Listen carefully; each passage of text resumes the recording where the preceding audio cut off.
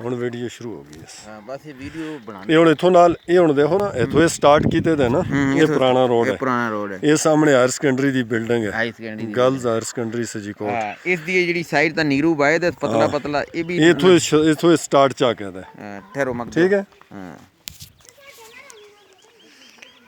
ਨਾਲ ਇਹ ਜਿਹੜਾ ਨਾਲ ਵਾਲਾ इसको भी इस दी भी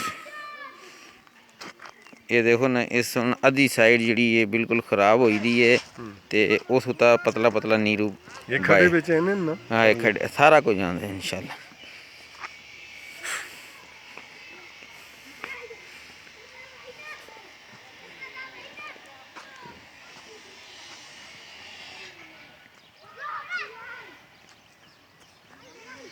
इसमें नाल ये देखो सारी सस्ती पूरी रिकॉर्डिंग है सी ना। हाँ रिकॉर्डिंग ये सुने तो बिलो मुंह चौपड़ दे उस ताल लगे दा मतलब वो तो नीरू बना के आंदा है। हाँ नीरू बना के तो मिक्स करके पतला पतला होता नीरू बांधा चाट बांधन लेंटरा होता पतली। कैप्टन साहब असा कहा आसा कि उसको मैं वाजिद को एसटीओ को भी दसे जी जी कि अरे भाई इसका 4-4 इंच माल पावे ते ये हुन ये काम शुरू कर असम बैग में ना राब्ता कीता उन्होंने भी आजकल करदे आज तक विजिट नहीं कीता और विजिट तो पहले चोपड़ा चापड़ी उसकी क्या गल हुई है।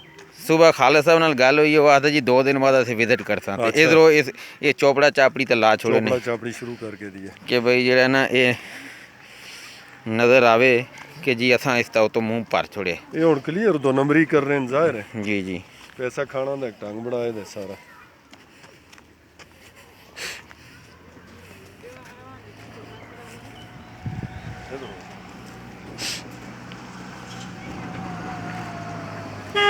की शायद शुरू ठीक हो करिए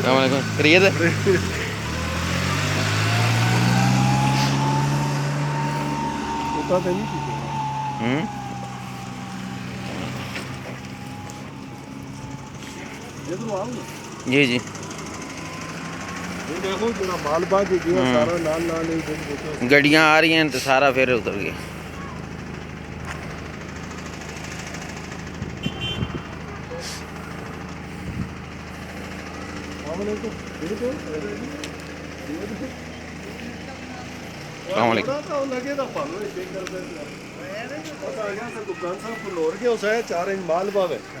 करोड़ रुपया में रखे थे मतलब रोड़ा का ये हुण तो खूब डिग्री करदे एक देखंदा है कील साहब इत्थां आन के फिर इस साइड तक आ गए ना हुण रोड दी इस साइड ते चोपड़ा चापड़ी है भी ये हुण इस तरह कदे नीरू बाग चीज़ खलदी है।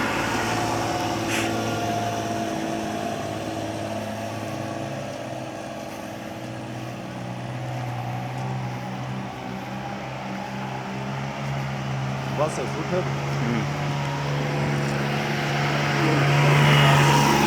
हाँ जी इतने तक आए इथों इसको हुण खत्म करो बस सही हुण इसको इथा सेव कर दो इसको इथा स्टॉप कर।